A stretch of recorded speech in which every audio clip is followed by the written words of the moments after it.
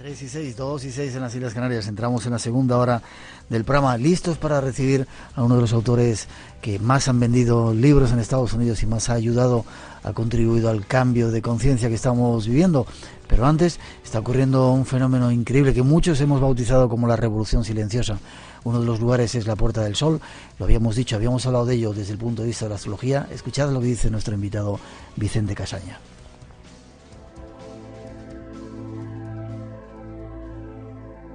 A principio de año, el 1 de enero, uno de los programas especiales del Espacio en Blanco, un asiduo al programa Espacio en Blanco, ya lo anunció, algo que está ocurriendo ahora, lo volvemos a tener porque va a seguir profetizando, aunque él no es profeta.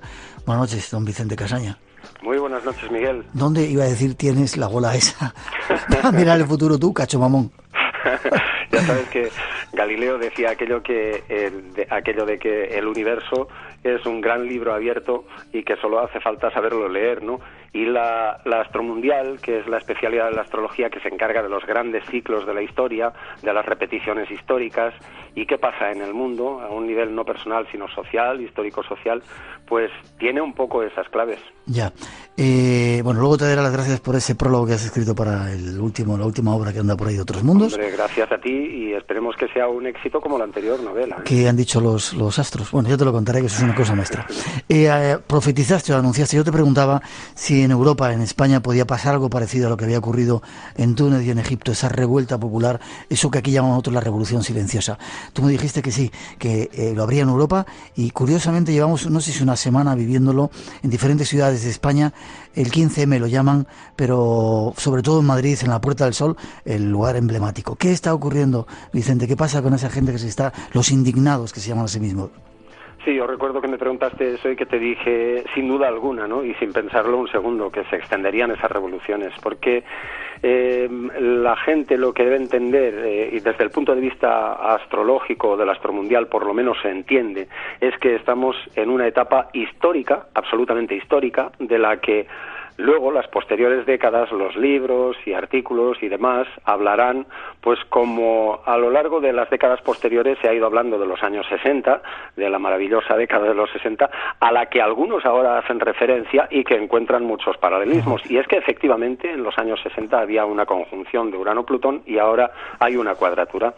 Y esas revoluciones se van a seguir propagando. No es una cuestión, porque algunos se preguntan también por qué no pasó en otro momento, claro. ¿Por qué no antes? ¿Por qué ahora? Pues porque ahora es cuando está la cuadratura esta en pleno auge y seguirá estando hasta el año que viene, que es cuando además estas revueltas, además de ir creciendo, se harán un poco más violentas, digamos. Vale, espera, vamos por partes. Es decir, a mí no me gusta llamarlos revueltas, ¿no?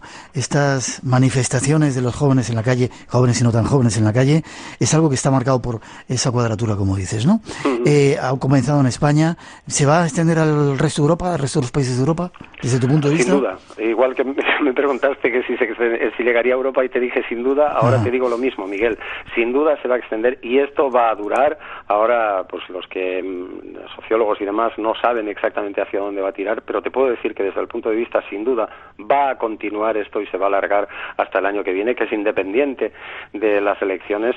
Efectivamente, no son revueltas porque la clave de esto es una que nosotros ya dimos en ese programa al que tú has hecho mención, que era desobediencia civil. Esto es algo muy importante porque es el momento en que la gente se da cuenta que el Estado, pues de alguna manera a veces nos manipula y que nosotros no tenemos por qué seguir a un Estado que no es moral o que está de una manera que desde luego es como si vulnerara todos nuestros derechos, ¿no? Y tal y como está hoy día las cosas, pues parece que está pasando eso. Pero la desobediencia civil es la clave de lo que está pasando y seguirá extendiéndose. Ya. Curiosamente llegaban algunas noticias de Italia, que en algunas ciudades de Italia también comenzaba este fenómeno. Según tú, desde ese punto de vista de los astros, se va a extender por toda Europa, va a durar hasta el año que viene. Sí, hasta el año que viene especialmente, que es el momento culminante de esta etapa de rebelión y desobediencia civil y que además tiene paralelismos con otros momentos de la historia y por eso nosotros ya habíamos vaticinado que este año iba a ser un año manejado por las utopías, por la rebelión y sobre todo por la desobediencia civil. Esas 3 claves que son las que ahora se están mostrando y que seguirán extendiéndose. Utopía, rebelión, desobediencia civil hasta el año que viene. Y dices que va a haber un momento que va a ser más dramático, más violento. Bueno, ahora, de entrada, este tipo de revoluciones son, pues, como los años 60, que encontraríamos efectivamente un paralelismo, porque es cuando se produjo esa histórica conjunción Urano-Plutón, entonces en el signo de Virgo, y es decir, revoluciones un tanto pacíficas en contra de la guerra, en contra de los poderes establecidos, por más poderosos que estos sean, hasta conseguir derribarlos, etcétera, etcétera, y cambiar un poco el juego social, el juego político, el juego, sobre todo es una etapa de un gran cambio de cultura, de un gran cambio en las normas sociales, de un gran cambio de conducta que afecta también a la sexualidad, y esos son parámetros importantísimos de este tipo de revoluciones, y normalmente no son revoluciones armadas, ni que busquen la guerra, ni que busquen bronca, sino simplemente reivindicar los derechos y que cambien un poco las reglas del juego. Y eso es lo que va a seguir dándose hasta el año que viene. Lo que pasa que el año que viene, tal y como están los astros, es probable que sí que haya momentos que se lleguen a cierta violencia en algunas de esas manifestaciones. Última pregunta, porque vamos a seguir esta secuencia de acontecimientos también desde ese punto de vista de las estrellas. ¿Van a conseguir cambios? ¿Esos cambios que están pidiendo van a dejar de ser indignados para ser gente digna? Sin duda que sí. Esta cuadratura actual histórica entre Urano y Plutón, que es con la que ya habíamos vaticinado con tantos años de antelación la crisis económica mundial, que también está relacionado con esto, provoca, los ciclos de Urano-Plutón siempre provocan tal tipo de revolución cultural, política, económica, sexual, religiosa, intelectual, que el mundo cambia. Y el mundo cambia para alcanzar o para aproximarse un poco más a las utopías. Lamentablemente, que luego el sistema lo engulle y se lo traga y se lo come y lo tritura, es algo que a lo largo de la historia viene siendo así. Pero sí, se van a conseguir muchísimas cosas. Ojalá. Creamos lo imposible, algo así decían los del Mayo francés, ¿no? Eso es, lucha por lo imposible y conseguirás lo posible, ¿no? Ajá. Ahora las consignas son un poco más blandas, menos botellón y más revolución, pero en fin, espero que las consignas vayan siendo cada vez más potentes, más interesantes para un mundo que desde luego siempre necesita cambios de paradigmas y que no estemos todos adormilados. Por lo menos que la gente tenga una vida digna, una existencia digna en todas las partes del planeta. ¿Página web para seguir informándose? Bueno, pues www.buenosaugurios.com. Muchas gracias, Vicente, por esos buenos augurios. Te vamos a seguir llamando de vez en cuando, y si no nos lo recuerdas tú con esas cartas que vas mandando de vez en cuando a tu gente que está ahí metida en tu correo. La news de la web, sí, que envían mis webmasters una vez al mes, contando cosas interesantes a los que están suscritos a la news, por supuesto.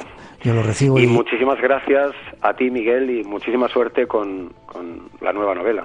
Muchas gracias a ti por haber participado en ella, en esos otros mundos. Gracias, Vicente. Seguimos en contacto. Gracias por tu visión certera del mundo. Fuerte abrazo. Nos vemos pronto. En Haití. Yo decía que no solamente hago lo que me gusta, sino lo que me apasiona. Me impresionaron sus programas, cómo los devorábamos, cómo devorábamos su enciclopedia. Esta semana, en Documentos, Félix Rodríguez de la Fuente, Pasión por la Tierra. Moviliza desde el punto de vista de un compromiso hacia la sociedad, la conservación. El problema de la conservación es inminente y grave. Documentos, Radio Nacional de España. La visión que tenía mi padre de la importancia del hombre como custodio de la naturaleza. Los sábados a las 3 de la tarde en Radio Nacional.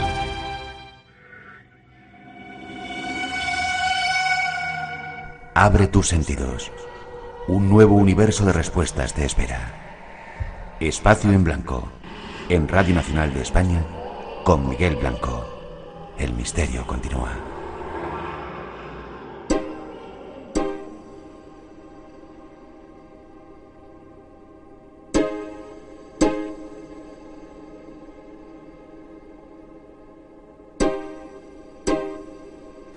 Tres y 17, 2 y 17 en las Islas Canarias. Seguimos en directo, adelante en este Espacio en Blanco de hoy. 900-137-137 es nuestro teléfono. Y mañana la segunda edición nos va a llevar a conocer algo más acerca de las brujas y de los aquelarres y de las posesiones. Y luego nos iremos a tratar un tema que nos habéis pedido en muchos de vuestros mensajes, el bastón de mando. Nos vamos hasta Argentina para contaros esa extraña historia de ese objeto de poder. Y ahora llega nuestro siguiente invitado desde Estados Unidos. Hemos adaptado un poco la entrevista para que la podáis escuchar más fácilmente. 900-137-137 por si queréis preguntar o participar en ese concurso. Tras esa introducción os lo presentamos. Escribir las 9 revelaciones. The first book grew out of my research into psychological solutions to the problem of childhood abuse. I was working as a therapist at the time. And I realized that for the solutions to this type of early or childhood trauma, that psychological insight didn't really do much good. That what I found that was really happening was that they responded to spiritual solutions, which is to get them in touch with a sense of their own destiny in life and the adventure of that, and understanding that there were mysterious synchronicities that happened to each of us that lead us down our destiny. El primer libro está basado en su investigación como terapeuta. Él empezó con su trabajo como terapeuta con niños que habían sufrido abuso infantil, y entonces el primer libro es la investigación para proporcionar soluciones psicológicas a los niños, no para estos traumas tan tempranos en la edad de los niños. Pero luego se dieron cuenta que las soluciones psicológicas no respondían a todo, que los niños, o que lo que se buscaban eran respuestas a más espirituales, ¿no? Más resolver los problemas desde el punto de vista espiritual, el sentido del destino que uno tiene, entenderlo, ¿no? De buscar y descubrir los misterios de la sincronía y de la sincronización que existe en la vida. And found that this worked with these abused teens. And it led into an investigation of spiritual solutions in general, spiritual discoveries that were happening. This was the 90s.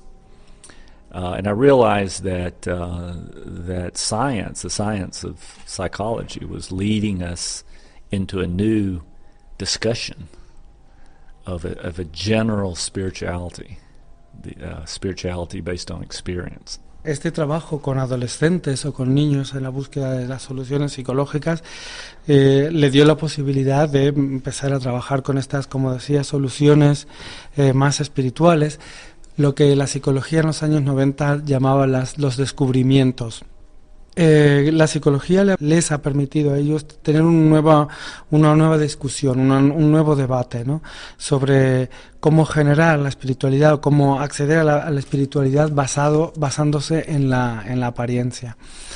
Considera que hay una secuencia de revelaciones, como en sus libros, ¿no? donde se ve el cambio de la conciencia, la evolución, una especie de fuego interior en el interior de la persona que ha producido un cambio, ¿no? Y una evolución en esto.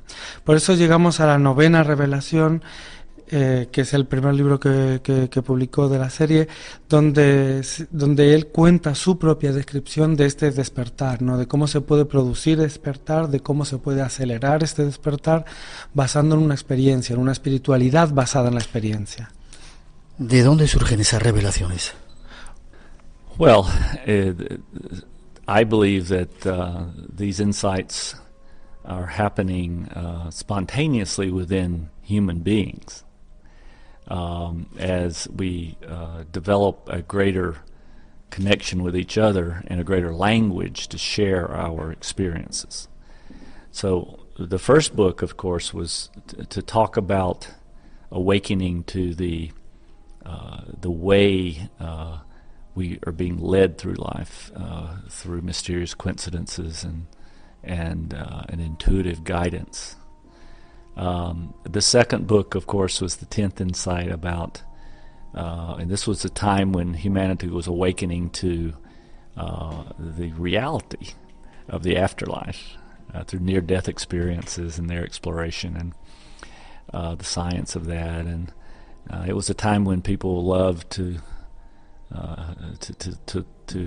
look at what might be happening in the afterlife that could speak to us. That we had an interest in angels. All that happened, in the later 90s, which I described as a 10th insight.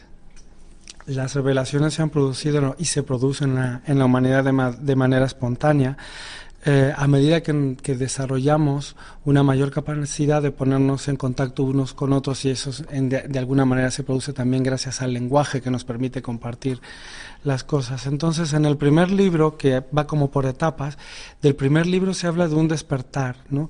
De cómo en la vida somos conducidos por esas coincidencias misteriosas y somos orientados, nos tenemos que dejar, cómo nos dejamos, cómo permitimos a nosotros que nos orienten, que nos lleven. El segundo libro se centra ya en el despertar, pero basándose en experiencias propias de la vida después de la muerte.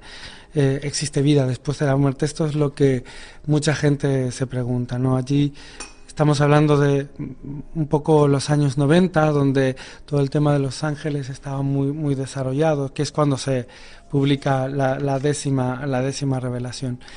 Y luego llegamos de esta manera al tercer paso, ¿no? Un paso donde empezamos a entender qué poder tenemos de hacer las cosas, qué poder tiene nuestra intencionalidad, el poder el de la oración para poder llegar pues a cumplir el destino. Todo esto en los años 2000 se plasma en lo que se ha llamado las teorías de la ley de la atracción, ¿no? De cómo nos manifestamos y cómo las cosas se manifiestan en el mundo. No hay que olvidar que en 2001 pues en Estados Unidos se vivió lo que se vivió, luego tuvimos la crisis financiera, lo cual ha producido un gran cambio en el mundo, pero todo esto nos ha ayudado a darnos cuenta que hay otros elementos que se despliegan ante nosotros, ¿no? Elementos que nos permiten pues llevar a cabo nuestro destino, poder crear nuestros proyectos. Todo esto es lo que se ha podido llegar a plasmar en la 12ª revelación. ¿Cómo crees qué está ocurriendo en nuestro mundo en este momento? ¿Cómo se podría definir?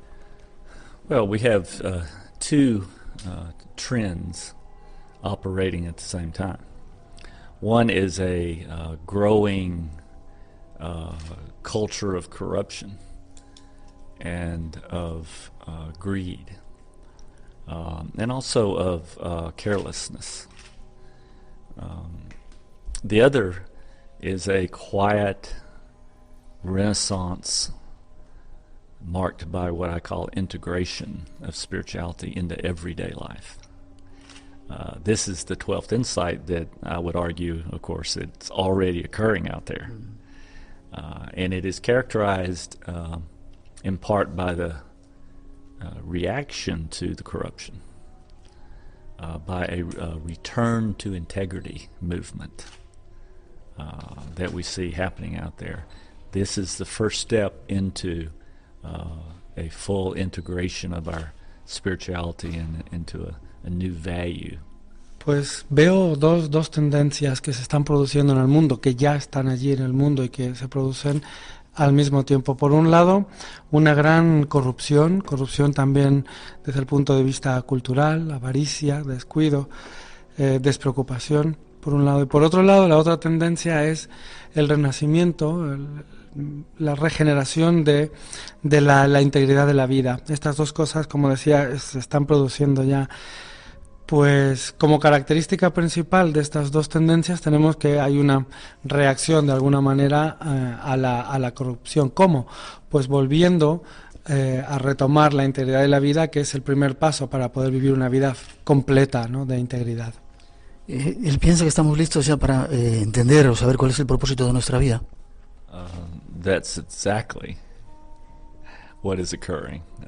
In my view, with this 12th insight, this opening fully to a lived spirituality, we can now grasp and have the language to talk about the purpose for all of human history, for all that has happened up until this point, so that we have this great awakening that was predicted by many cultures, most prominently, of course, the Mayan calendar. So that now, finally, we can take spirituality down from an intellectual idea only to a grounded new approach to life that seems very clear and shows us the way to resolve the corruption in the world and all the other problems that face humanity. Exactamente es lo que está ocurriendo, justamente es lo que está ocurriendo. Las 12, entender el propósito de nuestras vidas, las 12 revelaciones nos han abierto un camino para una espiritualidad vivida. Ahora ya lo podemos entender, lo podemos coger, tenemos el lenguaje para poder hablar de ellos. Y de alguna manera el propósito de nuestra vida lo entendemos gracias al despertar que se está produciendo en estos momentos, un despertar que ha sido ya predicho por muchas culturas, entre otras por la cultura maya. Ahora hemos pasado de una espiritualidad que era intelectual a tener una espiritualidad que es un nuevo enfoque de la vida. Una espiritualidad que nos permite demostrar claramente, que nos permite ver con claridad que tenemos caminos, formas para poder resolver todos los conflictos y problemas que se producen. Y la vida nos da señales. En su libro habla, por ejemplo, de que pasan cuervos y eso a él le da una imagen, una señal de algo. ¿La vida te ayuda en ese camino? Yes, of course. All the indigenous peoples of the earth have always looked at all the events of everyday life as having a meaning for them that helps them choose the path for the day and for their life. It's the same way for any of us in any developed country. We have to pay attention to the signs that come from everyday events, and more than that, take advantage of them.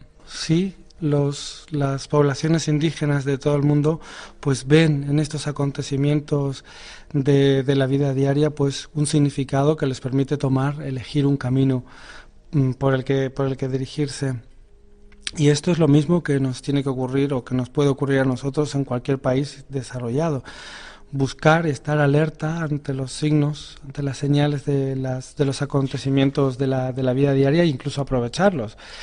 Porque la integración de la que él hablaba, ¿no? De recibir con la parte del cerebro, con el hemisferio del cerebro adecuado, recibir toda la intuición, toda la información que nos viene es importante. Y aquí entra en juego lo que él llama pues la sincronización, ¿no? Es decir, información que llega en el momento oportuno para poder resolver los problemas, para poder empezar un proyecto, etcétera. En su libro habla de civilizaciones poderosas. En las 9 revelaciones habla de la civilización inca en Perú, los mayas. ¿Tienen esos pueblos antiguos, incluso los Hopi, la respuesta a este futuro que estamos viviendo? No, I don't think they offered the answers to the problems. I don't think they had developed a language for the answers to the problems. What they did do is intuit that there would be a day of renaissance spiritually. Many scriptures, every religion talk about an ideal world that will happen on the earth and related to their religion. No creo que ellos tengan las respuestas porque no han desarrollado un lenguaje para tener las respuestas. Lo que sí han tenido es intuir que iba a llegar un día en el que se iba a producir este renacimiento, esta regeneración. Al igual que todas las religiones hablan de un momento en el que habrá un mundo ideal donde los problemas se resuelvan, pero estos no dejan de ser metáforas para explicar un poco lo que está ocurriendo hoy. Pero sin embargo nosotros en estos momentos lo que sí tenemos es más conexión con lo divino, porque tenemos un lenguaje para poder expresarlo, lo hemos desarrollado. Para ello sí, el ego tiene que liberarse de esta obsesión por el control. Tenemos que conseguir trascender o sobrepasar 500 años de materialismo y escepticismo para poder pues abrir y abrir nuevos caminos a esta sabiduría espiritual, espiritual, a esta orientación intuitiva que se nos puede dar en la vida. En su libro siempre utiliza personajes malos que intentan un poco acallar esas revelaciones, incluso en este último, ¿no? Hay gente mala gente a la que no le interesa que resurja todo este saber espiritual. Well, there are always vested interest and entrenched forces that resist any opening to a greater spirituality, any point in the evolution of humanity. In the books, these are designed to be metaphorically representative of the forces that any human in this time period faces when opening up to, in their own lives, to a greater spirituality. The skeptical scientist, the religious extremist, the political ideologist, the ideologue who does not want to have a sharing of truth, but wants to control and win inductees to give them a feeling of power in their political movement. Hay muchos intereses creados, hay fuerzas en el mundo que luchan entre sí para impedir esta apertura a la espiritualidad. Pero en los libros, los malos son representaciones metafóricas, ¿no? que en realidad no dejan de obstaculizar esta apertura a la espiritualidad. Los extremistas religiosos, los científicos escépticos, los ideólogos, que también son muy radicales, que no quieren compartir nada, sino que lo único que quieren hacer es mantener el poder. Son influencias que se dan en estos momentos en la historia, como se han dado en otros momentos de la historia, pero nosotros lo que sí deberíamos intentar conseguir es retomar esta integridad de vida, esta conexión con lo espiritual, con lo divino, con un compromiso, con la apertura a la experiencia espiritual, entendiendo que las personas son una sola mente, ¿no? Y que lo que los divide es el ego. Si trascendemos el ego y conseguimos comunicarnos con el espíritu, con el alma de los demás, pues se podrá establecer un puente, ¿no? En esta ideología política o en esta religión tan extremista, que es lo que de verdad este renacimiento puede llegar a producir como influencia buena. Es fácil decirlo cuando uno tiene comida, dinero, cuando vive en un sitio agradable, pero hay mucha gente en el planeta que sufre, hay mucha gente que lo está pasando mal. ¿Cómo se le puede decir a esa gente que viene un renacimiento espiritual? The problem with hundreds of people that live at the brink of subsistence is not theirs, it's ours. And it's a testament to our great distractions and materialistic preoccupations that this outrage continues. But at the level of reaching out to them and to helping to fill their needs, it's also important to say to them that the spiritual guidance of this consciousness that I'm describing works at every level. It solves the problem of obtaining food when there is none. It solves the problem of finding a job when there are very few. Because we are protected at this spiritual level. Para el problema de las cientos de miles de personas que tienen muchos problemas para subsistir, como decíamos, preguntaba usted, pues el problema no es de ellos, el problema es nuestro. Y en realidad son testimonio de nuestras distracciones, de la despreocupación en el que el mundo ha vivido sin tener en cuenta a estas personas para nada. Pero para poder llegar a ellos, para poder satisfacer sus necesidades, pues tenemos lo que él llama la conciencia, una conciencia que trabaja a todos los niveles. que trabaja al nivel de encontrar comida para comer, a nivel de encontrar un trabajo cuando hay pocos trabajos, porque gracias a esta espiritualidad de la conciencia que funciona a todos los niveles, estamos protegidos gracias a esta conexión con lo divino que nos permite justamente darnos cuenta de su funcionamiento a todos los niveles. El mensaje es, de todas maneras, para esta persona es que no deben abandonar la espiritualidad para conseguir que el mundo modifique, que el mundo se modifique o cambie, sino que por el contrario, utilizar la espiritualidad para poder conseguirlo. Porque esta conciencia que él habla es algo contagioso. Nuestro cerebro ha estado diseñado para poder tener esta apertura a la conciencia, para que la gente, nuestro cerebro ha sido diseñado para poder ser elevados a esa conciencia, y muchas veces llegamos a elevarnos a esta conciencia sin darnos cuenta. Lo mismo para cualquiera, independientemente del poder, ¿no?, que uno tenga.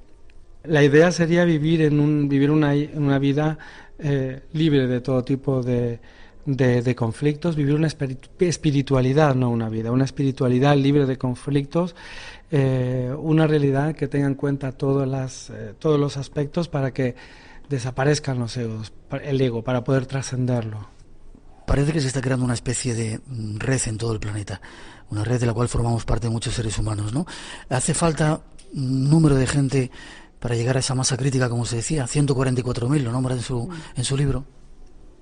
I chose that number to put out and to make conscious, because I believe that is the minimum number of people who are living in a very conscious, connected way, who have transcended ideology, who stand for truthfulness in all occasions, transparency in life.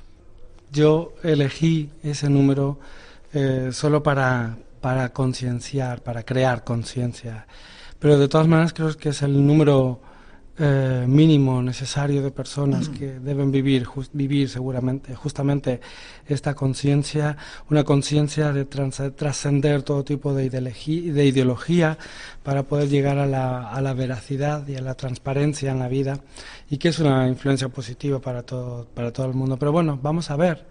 De todas maneras hay una urgencia, hay una necesidad imperiosa de poder llegar a los demás, ¿no?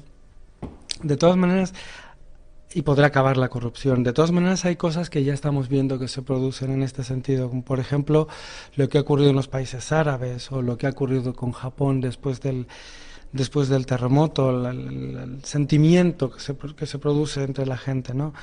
Y que permite tener una conexión entre las distintas personas. ¿Qué nos queda por hacer? Bueno, pues ver la realidad, la necesidad de esta conciencia incluida en las decisiones y en las discusiones que se toman a nivel mundial, porque o bien conseguimos levantar y llegar a la espiritualidad elevada, o bien no podremos acabar con la corrupción. Ahora entendemos la situación, ahora tenemos el lenguaje para poder expresarla, ahora tenemos una conciencia que nos llama, que nos urge a hacer estas cosas. Esta conciencia, este renacimiento espiritual ha sido predecida por muchas religiones. Es como la nueva venida del Mesías. Es el momento de decir, como dices en tu libro, we, each of us at this moment are feeling urges to help the world, to make the world more ideal, and to be more in unity with other people all over the world. This urge represents an awakening, and we now know the design of the universe. The universe rewards truthfulness, an honor over truth, in the service of others. Si de verdad sentimos esa urgencia, esa necesidad imperiosa de ayudar a tener un mundo, y un mundo que además sea ideal, pues nos sentiremos en unidad con todas las personas que existen en el mundo. Y esta urgencia, esta necesidad imperiosa, es lo que él llama justamente el despertar. Conocemos en estos momentos cómo ha sido diseñado el universo, y el universo nos recompensa para tener una vida mejor. Entonces, como que si nuestra vida reflejara también las leyes del universo. Si actuamos según cómo ha sido el diseño del universo, pues el efecto sobre la gente será bueno, no tendremos problemas a nuestro alrededor, ¿no? Y es donde entra en juego la sincronía, la sincronización de información que hemos ido dando, de buena información que hemos ido dando, al mismo tiempo que nos han dado a nosotros información. Pero por el contrario, si actuamos mal, si actuamos escondiendo la verdad, si actuamos por intereses económicos y por intereses empresariales y queremos controlar la actitud de las personas por algún fin personal, pues la respuesta que obtendremos del universo y la respuesta kármica que tendremos del universo es que todo lo que nos rodea pues se viene abajo, porque es un reflejo es el reflejo de la mentira, de la deshonestidad, de lo malo, ¿no? Entonces este karma tiene, justamente porque tiene una respuesta que se multiplica, se puede ver en todos los aspectos de la vida, y esto hay que tenerlo en cuenta. So knowing that it's karma that is leading to the corruption and the collapse of values in the world, each of us must decide whether to be on the side of a collapse, of deception, of chaos, of greed, or on the side of light, where we tell the radical truth and we live as models of magical miracles and synchronicities that occur in our lives, so that we can, our soul's dream can come true. We can find a way to be of help to change the world. Por eso, sabiendo que el karma tiene repercusiones amplísimas, tanto positivas como negativas, pues somos nosotros los que debemos decidir si por un lado estar del lado de la mentira, de la avaricia, de la oscuridad, o del lado de la luz, de los modelos, de los milagros que permiten que los sueños se hagan realidad y que nos da una esperanza para cambiar el mundo. Entonces elegimos estar elegimos reflejar, o elegimos el karma negativo donde el mundo cae, o elegimos la parte positiva de transmitir un mensaje de positividad. Dile que es un tío peligroso porque durante muchos años está haciendo que mucha gente se plantee las cosas y está colaborando, no sé si pertenece a algún tipo de red espiritual, a que mucha gente se conecte. Well, I'm just reporting. These books are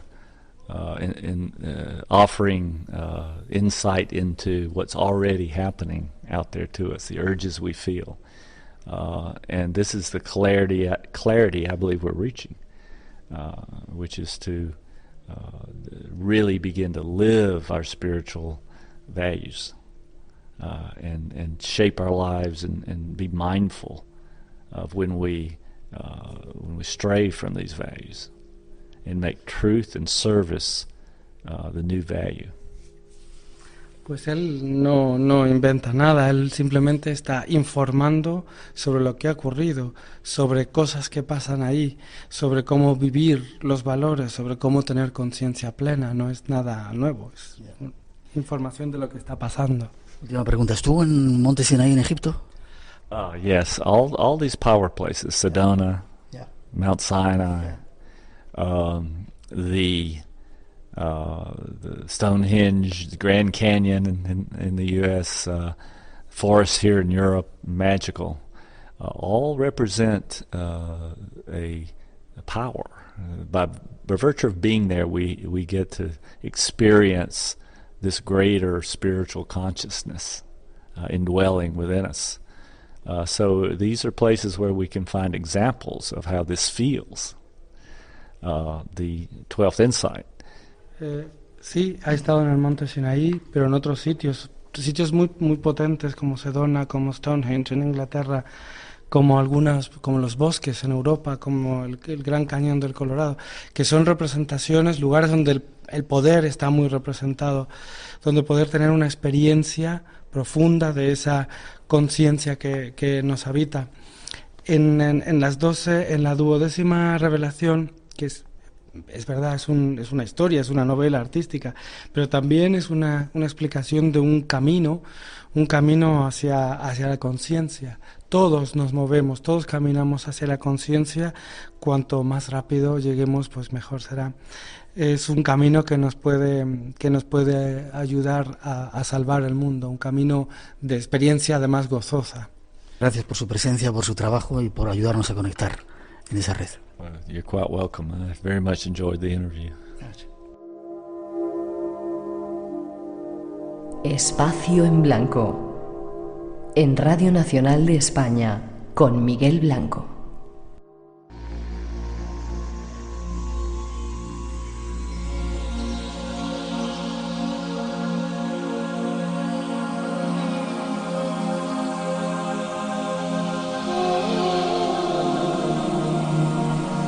Nos vamos a la búsqueda de otro compañero que lo mismo está haciendo el Camino de Santiago, que está viajando por diferentes países del mundo, que hace su programa de televisión o su programa de radio ahí abajo en Andalucía, en Málaga, una tierra querida por nosotros. Luis Mariano Fernández, buenas noches, compañero. Muy buenas noches, maestro, y buenas noches a toda la gran familia de Espacio en Blanco. ¿Cómo estás? Bien, con Luis Mariano hemos hecho algunas jornadas inolvidables de radio. ¿Te acuerdas en la Casa de las Caras de Belmez?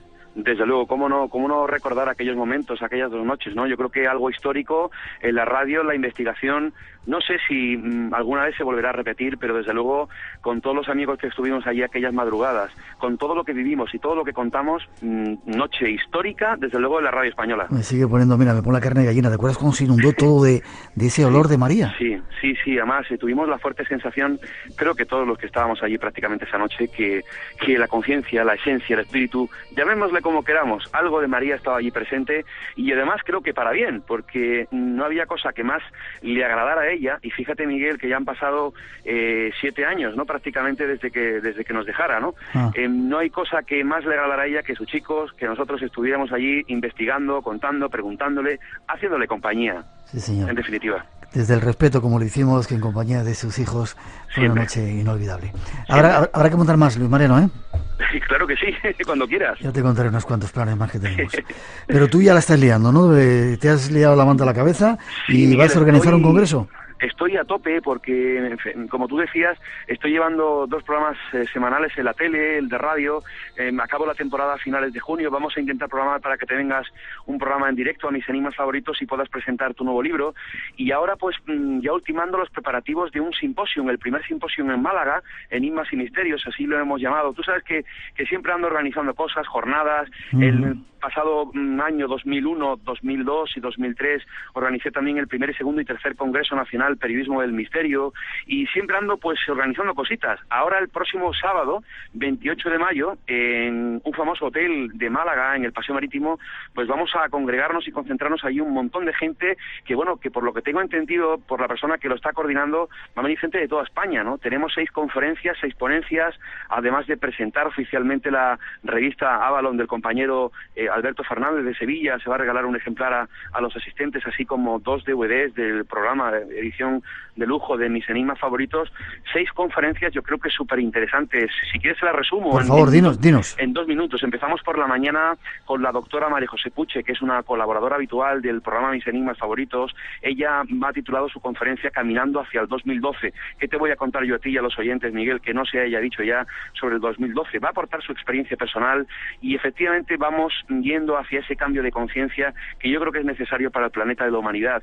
Aportar su experiencia personal, toda la trayectoria, tanto como médico, como maestra de Reiki, como persona experta en temas espirituales. Ella va a resumir muy mucho en esa conferencia que va a abrir este simposio de misterios en Málaga. Seguidamente vamos a tener también al doctor Miguel Ángel Pertierra, director de la Rueda del Misterio y a su vez asesor científico del programa Mis Enigmas Favoritos, que va a ofrecer otra interesante conferencia sobre ECMs, experiencias cercanas a la muerte, contando sobre todo una, la suya, la personal, la que ha tenido y la que efectivamente ha hecho también que su conciencia, su visión sobre la propia vida y también la muerte haya cambiado. Va a ofrecer datos, documentos, las últimas investigaciones que tienen que ver con este apasionante asunto y que creo que es el mayor misterio de todos, el de la muerte.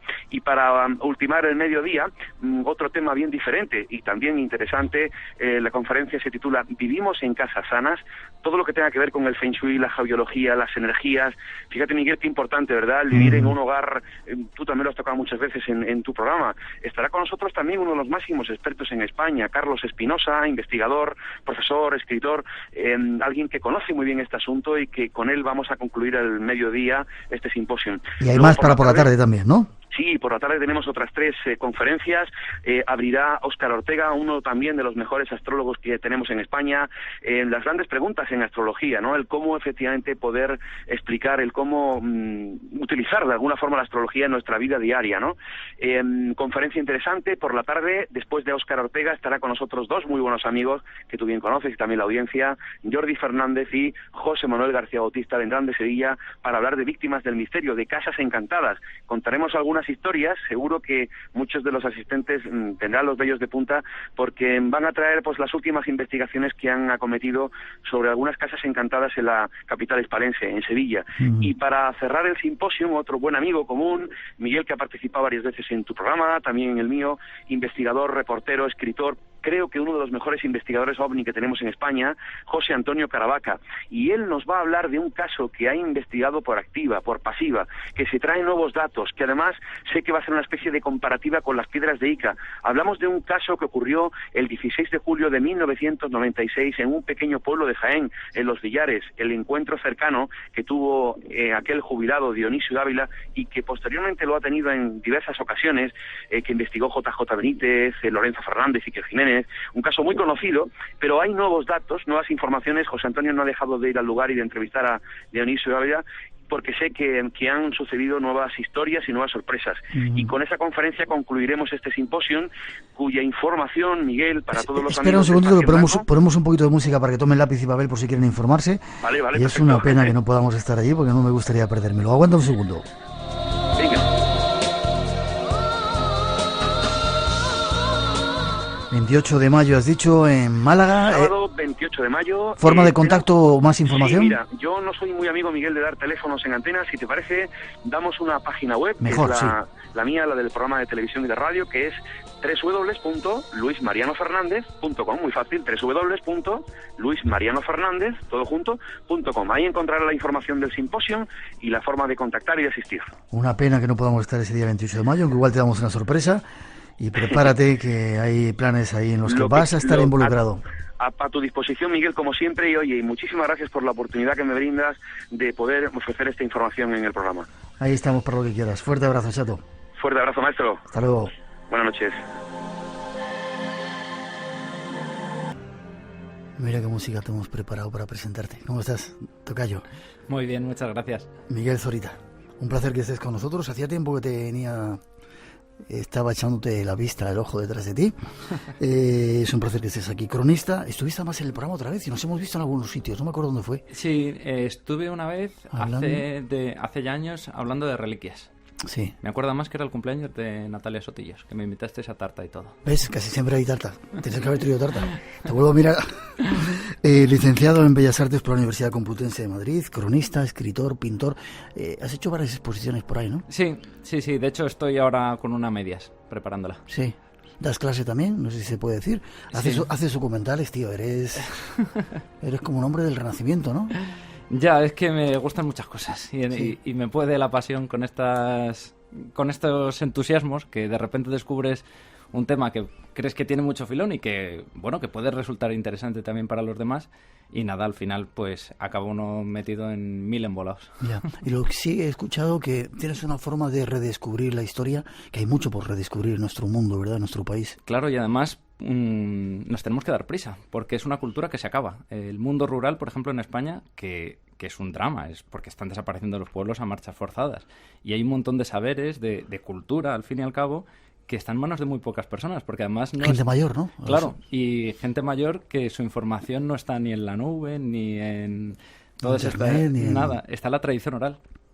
Y además hay veces que es difícil conseguirlo, porque o esas personas fallecen o solo te lo pueden contar en momentos muy concretos. ¿Últimamente estás haciendo eso? ¿Te has dedicado a eso en ese último libro que has escrito, no? Sí, en el último libro que he escrito... Martinico, el duende de Mondéjar se llama. Vaya título, tío. Puedes haber elegido otro, ¿no?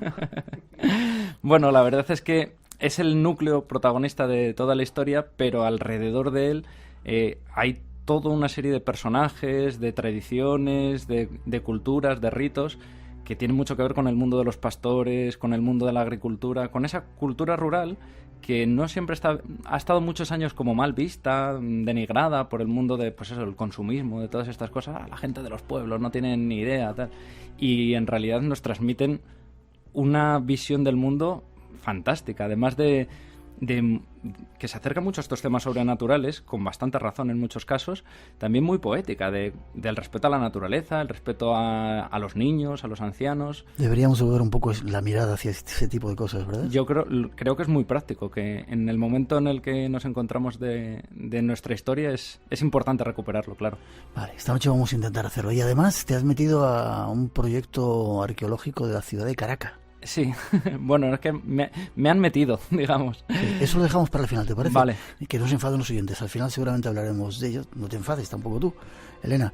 Hablaremos de ello. A mí me apasiona eso y ya te cojo la invitación para poder ir un día a verlo, excavar, Perfecto. estar con vosotros y ver cómo se redescubre la historia. Ahora vamos a redescubrir otra serie de cosas. Algunas leyendas y algunos personajes detrás de esa introducción. Fantasmas y aparecidos siempre ha estado muy presente en nuestra cultura. Nos resistimos a dejar marchar para siempre a nuestros difuntos. Las ánimas se ven y se sienten a nuestro alrededor, bien con la forma que tuvieron en vida, bien adoptando la de animales o elementos inanimados de la naturaleza, o como un aroma o una ráfaga de aire frío. Son algunos datos de este mundo de aparecidos sobrenaturales. Conozcamos algo más de ellos. Miguel, ahora que estamos cerca de esa noche de Todos los Santos, que aquí no queremos llamarla Halloween, cómo nos han metido, ¿eh? Qué influencia, claro, para quitarnos todo lo que son nuestras tradiciones auténticas, ¿no? Nosotros estamos llenos de ellas. Sí, y de hecho muchas veces son de ida y vuelta. Es decir, muchas de las tradiciones que hoy llamamos Halloween, con lo de las calabazas y todo esto, se hacía anteriormente en Europa. Solo que se llevó a Estados Unidos y nos llega ahora de regreso. En toda esta zona, por ejemplo, en la que yo he estado centrando el libro del Duende de Mondéjar, se hace lo de las calabazas, pero ¿Sí? desde tiempo inmemorial. Sí. ¿Y cómo las utilizan? Pues es lo mismo, dejarlas en las puertas para asustar. ¿Sí? Claro, pero se hacía desde mucho antes que llegase la moda americana. Y luego dicen que han sido ellos. No. Hay un mundo sobrenatural. ¿De dónde surge esa necesidad o esas figuras sobrenaturales que están en todas las tradiciones, en todas las culturas, en todos los pueblos? Pues fíjate, yo creo que hay cosas que vienen desde tiempos prerromanos. Incluso he encontrado menciones a diablos que son nombres de dioses prerromanos. El dios Airón, por ejemplo, aparece luego citado en los archivos inquisitoriales como un diablo al que adoran las brujas.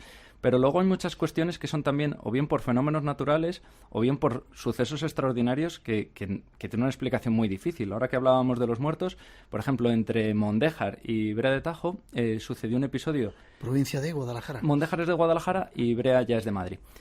Sucedió, en los años 60, si no mal recuerdo, un resucitado, un chaval que resucitó. ¿Qué me dices? Claro, y este episodio... ¿Años 70? ¿1970? 1959 fue más exactamente. Alejandro Torres Dieguez, es como se llamaba este muchacho. La historia, para que veas un poco el dramatismo de la situación, era un día de tormenta como hoy, en el cual unos pastores estaban refugiados en una choza. Allí las chozas son unas edificaciones muy pequeñitas de piedra y les cayó un rayo, con tan mala suerte que el rayo atravesó la choza, mató a varias caballerías y la choza se les vino a todos encima. Entre los escombros pudieron salir, pero el único que al que no pudieron sacar fue a este Alejandro Torres Dieguez, que estaba allí su padre incluso, y entre los escombros pudieron rescatarle, y nada, le rescataron sin vida, le intentaron reanimar y no había manera de que el chaval volviese a la vida. Con tan buena o mala suerte que se encontraron en la tesitura de que el muchacho había muerto en un término municipal que no era el suyo. Con lo cual dijeron, ahora nos encontramos, además de este drama, con la situación de tenerle que enterrar en otro cementerio distinto al de la familia. Y bueno, al final los pastores, con bastante buena fe, dijeron, mira, hacemos un pacto de caballeros entre todos y echamos al muchacho en el burro que ha sobrevivido y le llevamos a casa y decimos que se nos ha muerto en el camino, que le habíamos cogido con vida pero que había muerto. En mitad de esa tormenta, llevando al muchacho a lomos de ese burro, de repente, en mitad del camino, volvió en sí. Y claro, todos, la escena, por lo que me han contado otros pastores que conocieron de primera mano la historia, dice que todos cayeron de rodillas poniéndose a rezar allí mismo en todo el temporal, llenos de barro y todo. Pero no estaría muerto de verdad, ¿no? Claro. Posiblemente es que el chaval, pues bueno, se encontrase en una situación límite, no llegase a morir, alguna especie de pues, catalepsia, un coma. Me he visto La Tormenta, no sé si lo escuchas. Es verdad. Pues una circunstancia así, pero que claro, no había manera de explicarla, según sus creencias, que no fuese la resucitación del muchacho. Claro, que iban a pensar si no.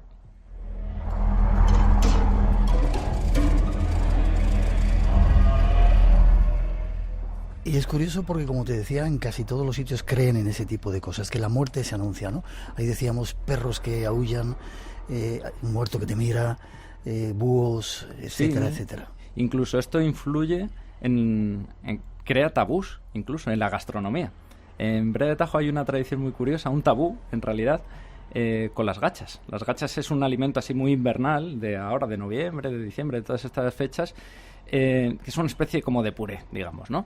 Y si ha fallecido alguien en el pueblo, no se pueden comer gachas. Y da igual que las tuvieses hechas. Si las tienes hechas, las tienes que tirar. ¿Y eso? Porque dice la tradición que viene el muerto y la remueve con el dedo.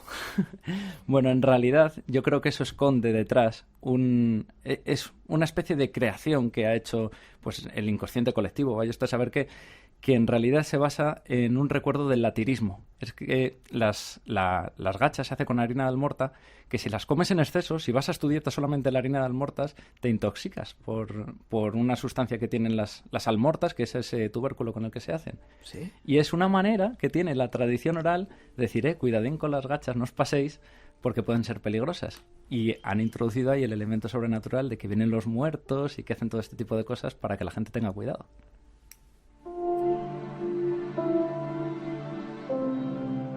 Espacio en Blanco. Tu cita con lo desconocido. En Radio Nacional. Con Miguel Blanco. Y esta noche con Miguel Zorita, nuestro invitado en esta primera parte del programa. Te preguntaba de dónde surge si es una necesidad. Me decías antes que a veces cogen dioses antiguos romanos y los proyectan como si fueran en aquel tiempo diablos, ¿no? Pero hay una necesidad porque todas las culturas tienen este legado de algo que viene del más allá, anunciarse cuando llega la muerte. Claro, también, bueno, yo imagino que es una necesidad casi innata al ser humano, ¿no? Esa situación tan dramática como es la pérdida de un familiar, de un ser querido, tratar de evitarla de alguna manera. Y se buscan pistas en la propia naturaleza, en ese tipo de cosas así, según las cuales, pues bueno, también se crea pues lo que estamos diciendo, una cultura de qué hay que hacer con el muerto, qué cuidados hay que tener, en qué fijarnos en la naturaleza para advertir que se nos puede aparecer un muerto o cosas así. Vale, vamos si quieres a casos concretos. En tu libro hablas de fantasmas, no fantasmas. No. Fantasmas, con P. Sí, y en femenino además. ¿Qué es esto? La fantasma. La fantasma. Allí ninguna persona mayor, si le preguntas por fantasmas, te dirá nada. No, le preguntas a alguien que si algún vecino ha visto algún fantasma o algo así, y te dirán siempre que no. Pero si les dices la fantasma, ya la cosa cambia. ¿Ya? Sí. Yo además he recogido casos en el pueblo de personas que la han visto, a la fantasma. Y hay distintas versiones de lo que es la fantasma realmente. Fíjate que incluso etimológicamente es lo correcto decir fantasma en femenino, porque el término fantasma deriva de un término griego que también es en femenino y que se parece más a fantasma. De hecho, la palabra pantalla y fantasma tienen ese nexo en común, la palabra fantasma, porque dicen que los fantasmas no tienen tridimensionalidad, son como una pantalla, ¿no? Y bueno, en el caso de Brea de Tajo, de Mondéjar, de todos estos pueblos del sur de la Alcarria, se habla de esa fantasma como un ser que aparece y que muchas veces aparece en las inmediaciones del pueblo. Y siempre... ¿Es una mujer? No. La representación es como la de un fantasma, es decir, el fantasma clásico con una tela, de una gran estatura, eso sí. Y hay casos concretos de lugares donde se aparecía la fantasma. Que claro, esos lugares ya se quedan marcados y, por ejemplo, para los niños son aterradores y hay que pasar con mucho cuidado por esos lugares. Pero luego es verdad que aparece el tema de la picaresca, según la cual mucha gente se aprovecha de la fantasma para jugar con el miedo de la población. Es decir, por ejemplo, a mi abuelo le intentaron robar las mulas unos tipos disfrazados de la fantasma. Porque claro, en el momento en el que esas creencias que están tan arraigadas, alguien a las 3 de la mañana te encuentras con unos tipos disfrazados de fantasma, si realmente crees en ellos sales zumbando y pasas de acercarte a ese lugar. Y claro, aprovechaban para eso. Hablaba yo una vez con el hombre más mayor de Brea de Tajo. Y yo le preguntaba que qué hacía la fantasma. Y me decía, hombre, pues depende de la temporada del año. Si es en verano, pues robaba uvas. Si era en invierno, robaba aceitunas. Pero bueno, lo que sí que es verdad que eso crea pues una serie de personajes y una serie de tradiciones que son muy, muy interesantes. Yo en el libro insisto que no entro a cuestionar si las creencias son reales o no. A mí eso me da igual. A mí lo que me interesa es qué se genera alrededor de todos estos personajes. Por ejemplo, hay otro caso de la fantasma que dicen que se aparece en un despoblado. Entre Brea de Tajo y Drieves, que también es otro pueblo de Guadalajara, hay un pueblo medieval que desapareció y de hecho solo queda una pared en mitad del campo, en mitad de la nada. Y dicen, algunas mujeres mayores de allí del pueblo me contaban que a ellas, sus padres les asustaban diciendo que justo detrás de esa pared era donde vivía la fantasma y que como tú te ibas moviendo en torno a la pared nunca la veías, pero siempre estaba ahí acechante. ¿Y cómo es? ¿Y quién la puede ver además? Pues la fantasma en principio es curioso. La puede ver todo el mundo. Tiene una figura pues fantasmal en el sentido de que es como un personaje muy alto cubierto por una sábana. Ya, pero no, entonces no es una mujer o no es un... No tiene una identidad clara. Ya. De hecho, se parece mucho a un personaje que aparece en un cuadro de Goya, en El vuelo de las brujas. Hay un personaje cubierto con una sábana haciendo un gesto muy curioso con los dedos, que es muy parecido a lo que esta tradición oral nos dice de cómo es la fantasma. Pero en torno a ella sí que hay otros personajes también así muy, muy aterradores, que es lo que yo denomino los monstruos en peligro de extinción. Ahora me lo cuentas. ¿Se ve solamente en esa zona tuya de Guadalajara o en algunos otros lugares de España, en algunas otras comunidades? Sí, de hecho es que fíjate que este nombre de la fantasma... curiosamente en esta zona sí se conserva, en otras localidades de España se ha ido perdiendo, pero por ejemplo en el Arcipreste de Ita, cuando habla de fantasmas dice también la pantasma. O en el Quijote, Cervantes también habla de la pantasma. Hay una escena en la que unos molineros embadurnados de harina salen a defender sus propiedades de los ataques que está haciendo Don Quijote, y Don Quijote los confunde con fantasmas. Dice, ahí están las fantasmas que vienen a acecharnos. Qué curioso. ¿Y los animales monstruos en vías de extinción quiénes son? Pues son monstruos que antes se utilizaban pues para asustar a los niños, un poco lo mismo que hace la fantasma. ¿Qué sucede? Que claro, ahora un niño es muy difícil asustarle con estos personajes porque ya no creen en estas cosas, pero claro, las personas mayores van falleciendo y estos personajes van desapareciendo. Por ejemplo, en Brea de Tajo había un personaje que era el garrandús, que ya nadie sabe cómo era el garrandús, solamente que servía para asustar a los niños, pero ya no hay ninguna descripción. Y luego hay otro monstruo, que sí, este monstruo sí que es autóctono de Brea de Tajo, que es la currana. La currana. A mí me han llegado a asustar con la currana. Yo de pequeño también era una cosa que le tenía bastante terror. Y es un personaje que se lleva a los niños que se portan mal. ¿Ese es el monstruo robaniños? Ese es uno de los monstruos robaniños. Hay más monstruos robaniños. Pero en el caso de la currana es muy singular porque en estas investigaciones encontré un niño al que le seguían asustando con el tema de la currana y tanto miedo le habían metido al niño, o no sé qué estaría pasando en la mente de este muchacho, que decía que la había visto. Con 4 añitos. Entonces hicimos un experimento bastante interesante, que yo como soy dibujante le dije, bueno, pues me lo vas a contar cómo es y yo lo voy a ir dibujando. Y entonces hicimos una especie de retrato robot del monstruo que había visto el niño, y la verdad es que da bastante miedo. Es un personaje alado, con las piernas muy finas. Es un personaje, bueno, lo he incluido en el libro, y con los ojos brillantes. Curiosamente se parece un poco a las descripciones que hay del Mothman. Pero ese niño con 4 años no había ido a hablar del Mothman ni de todas estas cuestiones, claro.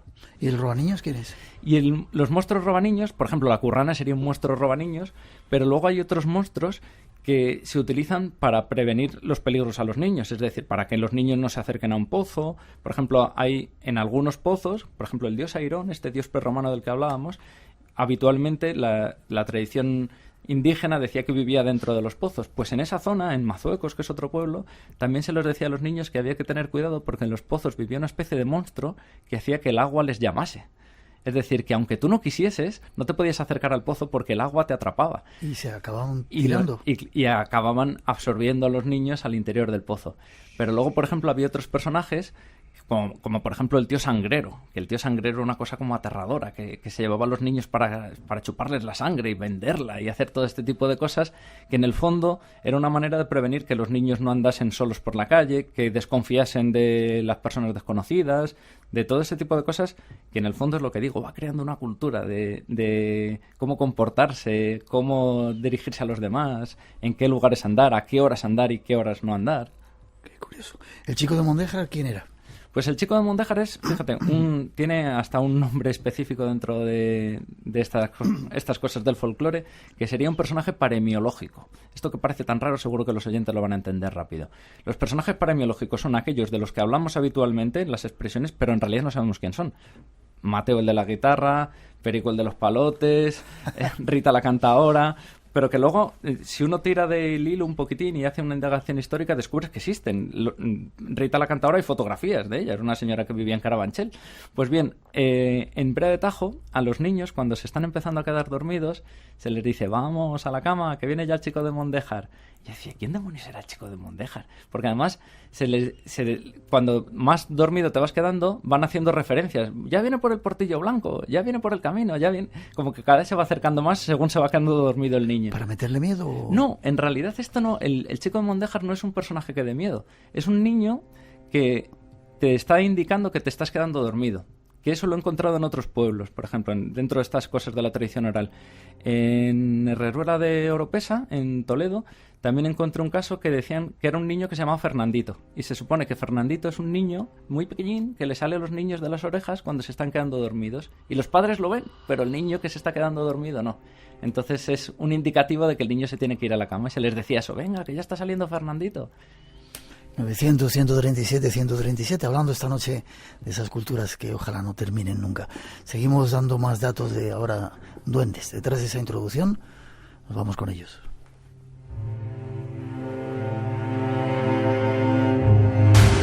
Yo nunca he matado a nadie. A sangre fría. Ficción sonora inspirada en la investigación de Truman Capote. Así que Dick me tenía miedo. Con Nacho Novo entramos en la mente del asesino. No eres ni la mitad de hombre de lo que presumes. Martes 30, a las 8 de la tarde, cara al público en la Casa Encendida de Madrid. Nos lo vamos a pasar muy bien. Entrada libre hasta completar aforo. ¡Deja en paz a mi familia! Vídeo en streaming y emisión en directo por Radio 3. ¿Qué coño haces? Radio Televisión Española. La fuerza de todos.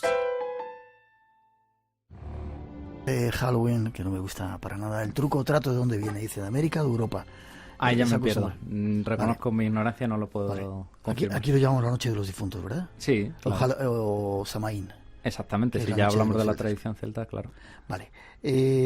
Vamos con los duendes. ¿Quiénes son? Pues bueno. Y antes de nada decir que todo lo que estás contando lo has recogido de esa sabiduría popular, de esas... Claro, esas bibliotecas que todavía siguen caminando afortunadamente por nuestros pueblos. A base de dar la lata a curanderos, a pastores, a ir detrás de ellos, porque no hay veces que no es fácil localizarles, porque vas a sus casas, no, pues está en el campo, hasta que no vuelva esta tarde, tienes que irles a buscar donde estén.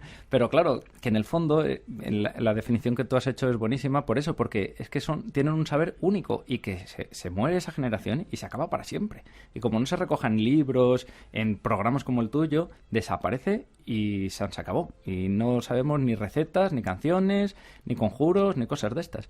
Entonces, bueno, pues es un poco lo que he tratado de hacer y precisamente, que es lo que a mí me ha resultado más apasionante de esta historia, siguiendo la pista de estas cosas de la tradición oral, de repente me encuentro una historia dentro de un archivo inquisitorial alucinante que me pone en la pista de un palacio renacentista, los primeros que se hacen en España, y bueno, empiezan a salir datos muy apasionantes.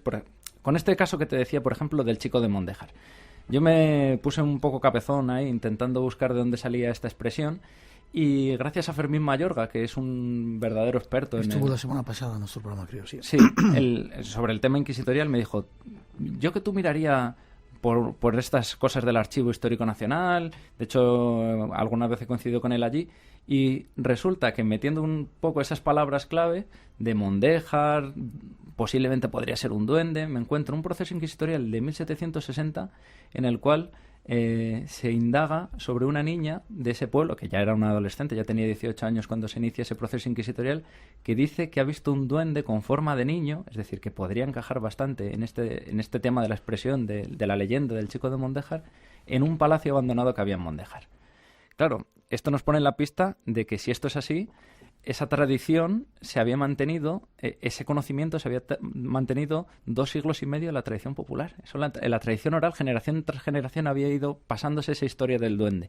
Y efectivamente, cuando me pongo a ello, descubro que en ese palacio de Mondéjar, un palacio que en 1760 y unos años antes ya estaba abandonado, pero insisto, es uno de los primeros palacios renacentistas de España, espectacular, debió de ser una cosa... todavía... No, porque se fue destruyendo. De hecho, como se abandonó en el siglo XVIII, luego con el paso de los siglos los vecinos se fueron quedando con el palacio. Y de hecho unos tienen una parte, unos tenían la escalera, otros tenían el salón, otros tenían la biblioteca. Y bueno, lo cierto es que al final lo que descubro es que en ese palacio, al parecer, según lo que narra esta muchacha, se aparecía una especie de niño que ella llamaba Martinico y que tenía trato con ellas, con otras 15 niñas más, y que jugaba como un niño más y que incluso se hablaba con ellas y jugaba. Era un personaje totalmente afable y que, claro, le salió caro a la muchacha porque cometió el error de contarle esta historia, de confesársela a la mujer para la que trabajaba cuando vino aquí a trabajar a Madrid. ¿Y ella se lo contó a la Inquisición o cómo fue la historia? Claro, ahí está la clave.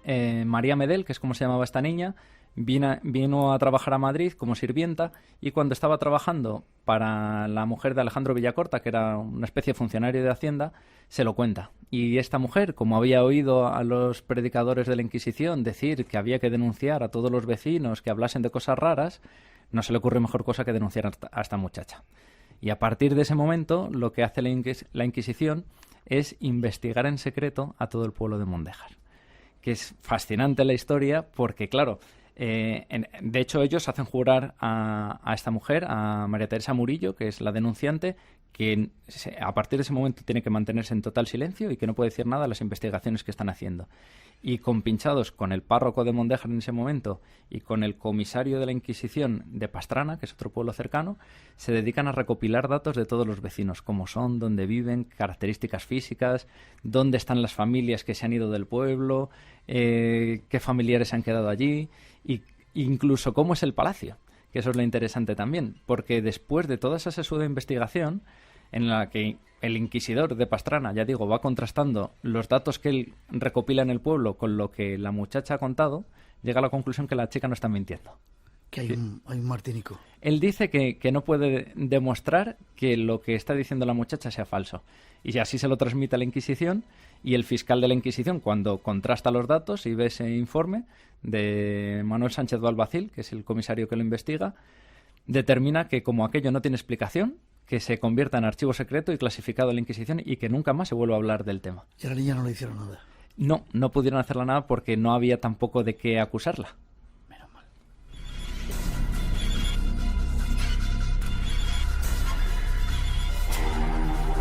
Sin embargo, Miguel, la historia de los duendes o la imagen de los duendes está en muchas culturas, en el norte, en el sur, no solamente en España, sino en toda Europa, ¿verdad? Claro, de hecho, yo hay un apartado del libro que se lo dedico a la posible explicación histórica del origen de los duendes. Y hay muchos ejemplos de, pues eso, de pequeñas deidades, de dioses locales, celtas incluso, y personajes así, que es la imagen prototípica del duende, es decir, personajes pequeñitos, muy vinculados con la naturaleza, muy vinculados con los niños también, y que, bueno, que se han mantenido en el acervo cultural porque es muy difícil. En el mundo rural, por ejemplo, la sociedad no ha cambiado durante milenios. Si se ha estado arando con arado romano hasta hace 4 días, por ejemplo, en España, pues es lógico que esos personajes que protegen un bosque, que protegen los hogares, se mantengan. Es decir, el culto a los antepasados, por ejemplo, que es una cosa de los dioses manes y los dioses lares de los romanos, lo seguimos manteniendo en la sociedad española cuando recordamos a lo mejor las abuelas que tenían un rinconcito de la casa con fotos de la familia, incluso con una velita cerca. Bueno, pues eso es una herencia romana del culto a los dioses de la familia. ¿Qué es eso? Que son de donde pueden venir también el tema de los duendes. Hace poco hablábamos con nuestro compañero Juan Gómez de Islandia. Y sí, decían lo oí el programa. Que en Islandia todavía creían en ellos y que a veces pedían permiso a esos duendes, esos habitantes del mundo oculto, incluso cambiaban carreteras. Increíble, ¿no? Claro. Una civilización como aquella. Incluso, fíjate que, claro, en España a lo mejor hemos perdido, bueno, pues ese respeto a estos personajes, que muchas veces son personajes del folclore, pero que a nivel turístico sería interesantísimo el poderlos recuperar, porque, bueno, fíjate, en Praga con el Golem, por ejemplo, o en Italia con Pinocho, son personajes de la literatura muchas veces, pero que lo saben explotar y que culturalmente tienen mucho valor. Yo ya no pretendo que la gente crea los duendes o no, eso es una cuestión íntima, casi diría yo, de cada uno, pero sí que es verdad que culturalmente, bueno, pues transmiten muchos valores. Hay personajes en este mundo rural, yo he encontrado hasta superhéroes que son muy divertidos. ¿Sí? Claro, porque, pues por ejemplo, en esta zona del sur del Alcarria es el tío Valdebeltrán. El tío Valdebeltrán... de la vara. Es algo semejante porque en realidad el tío Valdebeltrán es un personaje que es un personaje muy fuerte y claro, como todos los superhéroes, transmite valores. Y ahí los valores que transmite es ser trabajador y ser humilde. Dice la tradición que el tío Valdebeltrán era un personaje, un labriego muy forzudo, al cual de repente aparecieron otros forzudos de un pueblo cercano que vinieron a retarle, digamos, y traían como bastones los ejes de un carro para hacerse los fuertes, ¿no? Y dicen que se acercaron a buscar al tío Valdebeltrán, que en contra de lo que le pasa a muchos superhéroes de la actualidad, él siempre le pillan trabajando, porque siempre está con sus mulas arando los campos, y levantando los callados le dijeron, tío Valdebeltrán, para demostrar lo fuertes que eran, y dicen que el tío Valdebeltrán levantó el yugo con las mulas en el aire y dijo, buenos días. Con mulas incluidas. Claro. Que en el fondo esas fábulas lo que nos transmiten es, en lo que estoy insistiendo, en valores. Por ejemplo, en este caso nos está hablando, pues eso, de la humildad, de ser fuerte, de ser trabajador, que es lo que durante generaciones se ha ido transmitiendo en el mundo rural. ¿Tú crees en los duendes? Bueno, ¿por qué no? Hay gente que cree en los políticos, por ejemplo. No voy a decir nada. 900-137-137 nuestro teléfono por si queréis preguntar. Seguimos viaje todavía. Esta noche, en Espacio en Blanco... Pues un sonido, un estruendo espeluznante, como yo lo califiqué después, pues nos paralizó, ¿no? Y era un sonido de carraca. Vi que ese sonido salía de ahí, de algo que brillaba, o sea, que se veía como algo que se estaba moviendo, así como haciendo, como si dijéramos un efecto peón-zap, y que daba como unos destellos como de que era algo metálico, como que tenía algo metálico. Se veía como negro, como si fuera negro, pero a la vez metálico.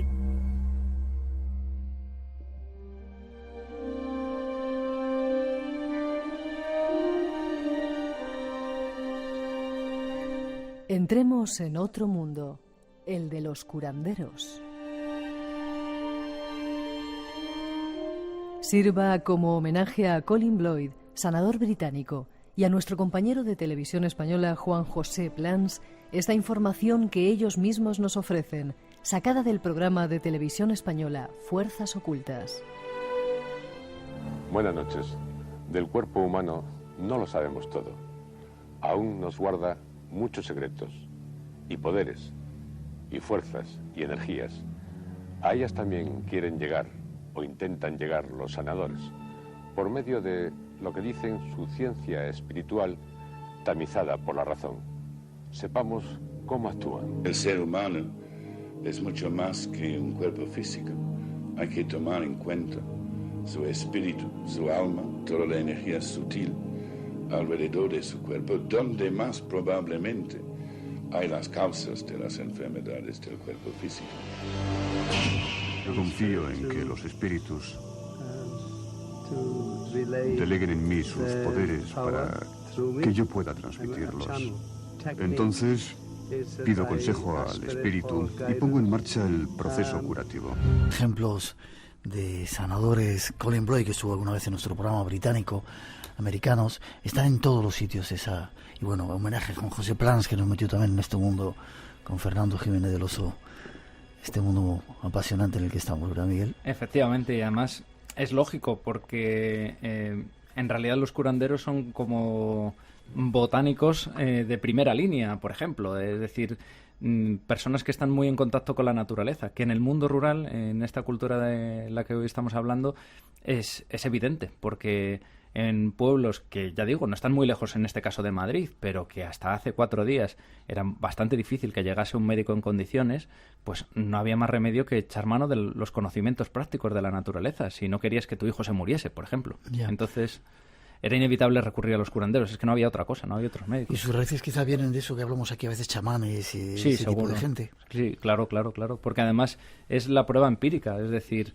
es prueba y error. Muchos de estos conocimientos vienen de los pastores, porque ven qué efectos producen determinadas plantas en las ovejas, en el ganado, en los animales, y bueno, pues si a ellos les beneficia, ¿por qué no a los seres humanos? Y a partir de ahí se empiezan a hacer pues esas pequeñas investigaciones que luego han resultado ser muchas de ellas muy... Por ejemplo, por citar un caso muy evidente que me han transmitido a mí los pastores, para cuando te das un golpe, me decían, lo mejor es las flores de árnica si las echas en alcohol y las dejas un tiempo. Claro, en realidad te estás creando un antiinflamatorio natural y está plenamente demostrado científicamente. Lo que pasa es que luego hay otros ritos que también o bien se han ido deformando y se han convertido en una cosa un poco, pues eso, descontextualizada, o bien hunde sus raíces tan profundo que no sabemos realmente de dónde viene y cómo actúa. Porque, por ejemplo, hay muchas de estas fórmulas que utilizan que, por ejemplo, para curar el asiento. El asiento es como una especie de empacho, como una especie de corte de digestión, digamos, que les afecta sobre todo a los bebés. A los niños. Y existen unas determinadas personas en estos pueblos que saben curarlo. Y para curarlo hay que recitar una oración haciendo un ritual muy concreto.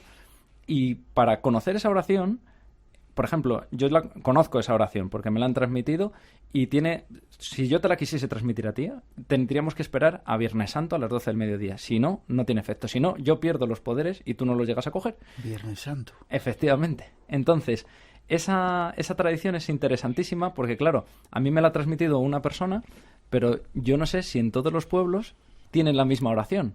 Entonces tuve que buscar un vacío legal dentro de la tradición oral, que es pasarlo por escrito. Entonces yo me fui pueblo por pueblo con la hoja que me habían dicho a mí, la oración que me habían dicho a mí, para ver si los de los pueblos de al lado tenían la misma oración. Y me decían, no, esto es diferente, este párrafo no es así. Nosotros decimos antes otra cosa. Y entonces, pero muy, muy en secreto. Es decir, esto nada de contármelo en la calle. Si queremos hablar de esto, pasas a mi casa y cuando no haya nadie te lo cuento en el salón, medio escondidas y vemos cómo funciona. ¿Y has comprobado si funciona? Yo lo he probado conmigo y sí, a mí sí me funcionó. Tampoco puedo demostrarlo científicamente cómo es esto, pero sí que es verdad que hay una cosa apasionante en este tema. Además de que es una oración que sirve para animales y para personas, indistintamente, que esto también es un factor muy interesante, que los curanderos se ocupan también de los animales, les dan una categoría pues casi como a los seres humanos, también merecen unos cuidados, ¿no? Y es muy interesante porque evidentemente muchas cosas del curanderismo puede ser por efecto placebo, por sugestión, que no deja de ser misterioso, porque que te cures por tu propia sugestión es bastante interesante. Pero claro, ¿cómo sugestionas una yegua, por ejemplo? Yo conozco un caso de una yegua a la que la curaron con este tipo de cosas. ¿Cómo la sugestión o cómo sugestionas a un bebé, que no sabe ni lo que están haciendo con él? Entonces, ahí hay unas cosas bastante interesantes de explicar, claro.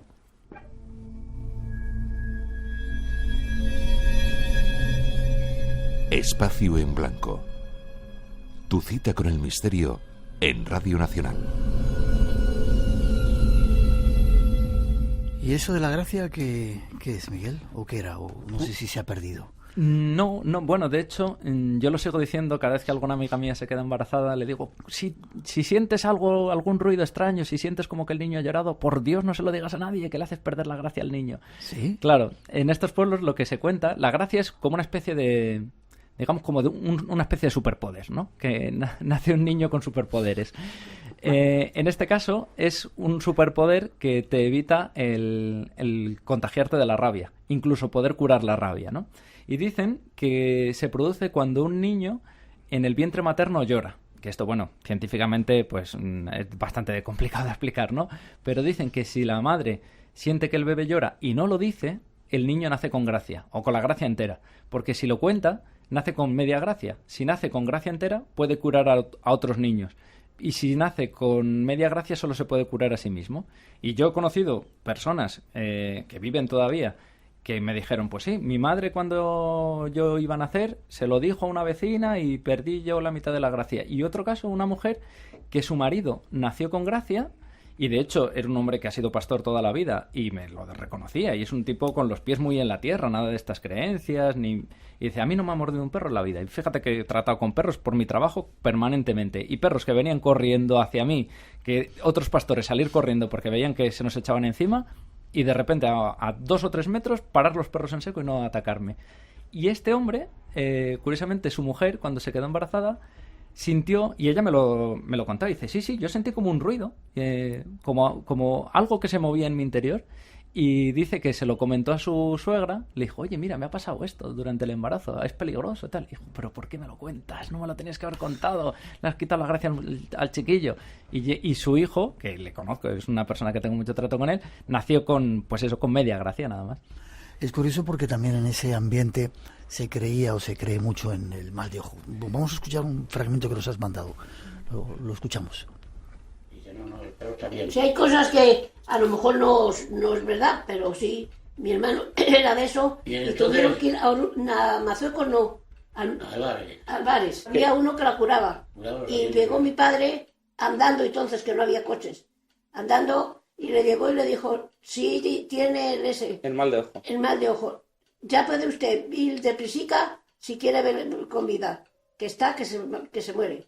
Coño, llegar mi padre y a los 5 minutos mi hermano se murió. Con 7 mesecicos. Y tenía 7 meses.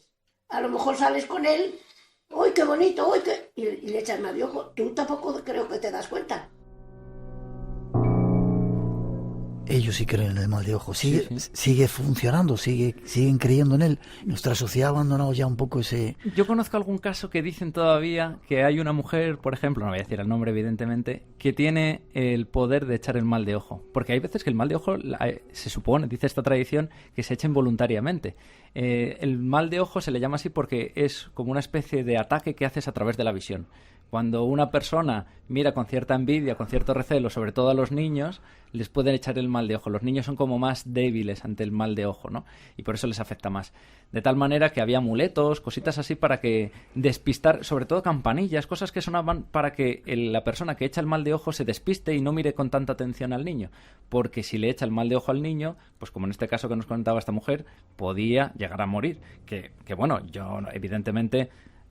y hago mucho hincapié en el libro que no hay que recurrir a estas cosas con la sanidad que tenemos a día de hoy, evidentemente. Pero sí que es verdad que no podemos obviarlo como una tradición y como parte de nuestra cultura. Esta mujer no la puedo yo convencer de que su hermano no murió por el mal de ojo, claro.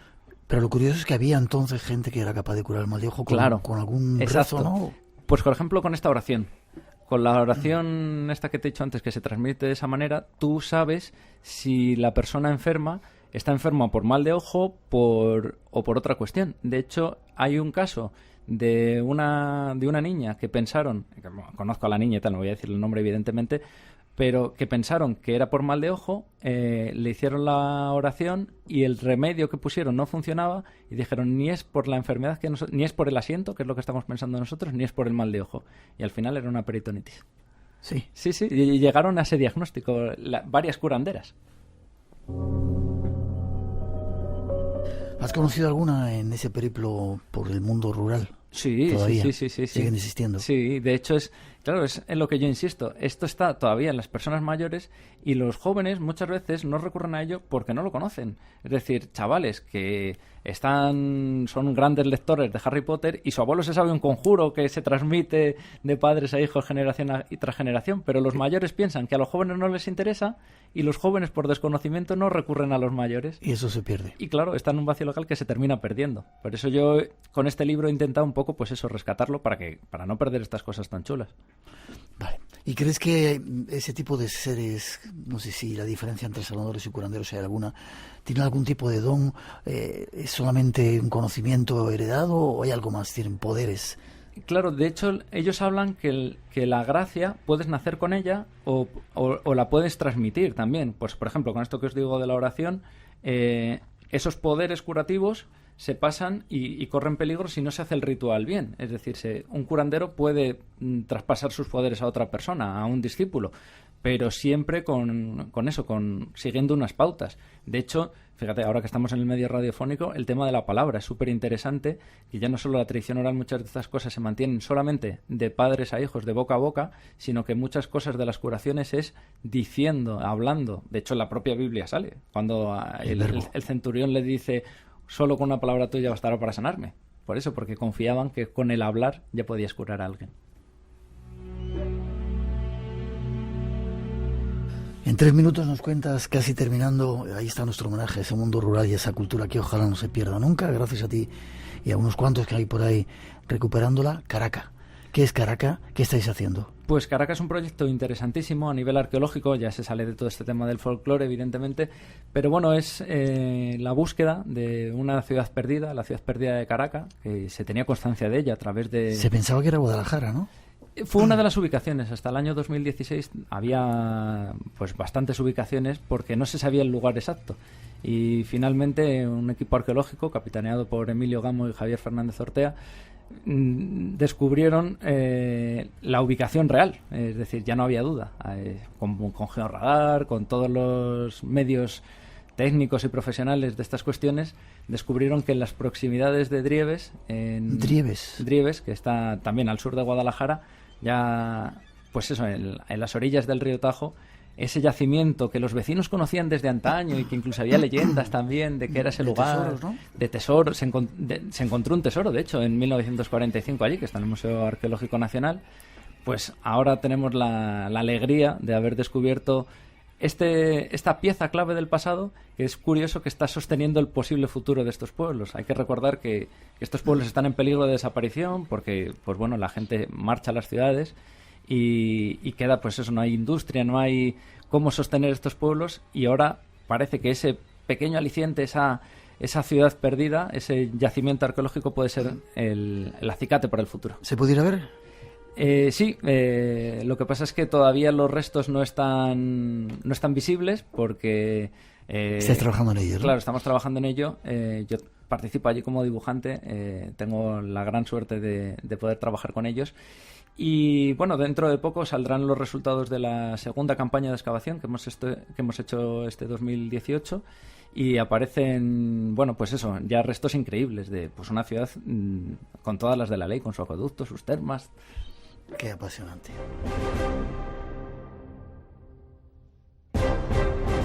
Esta musiquita de duendes sirve un poco para decirte hasta luego. Forma de contacto contigo, yo quiero ir si me permites. Sí, me permitís, me encantaría ir a ver esa ciudad. Encantado. Y si hace falta, como decía el otro día, excavar, yo excavo y hago lo que haga falta. Perfecto. ¿Forma de contacto? Pues a través de las redes sociales. Estoy en Facebook como Miguel Zorita, en Instagram, en Twitter y también en mi página web, en miguelzorita.com. Gracias, ha sido un placer que hayas estado con nosotros. Gracias a vosotros, yo encantado. Espero que sigas viniendo por aquí. Cuando tú quieras. Gracias.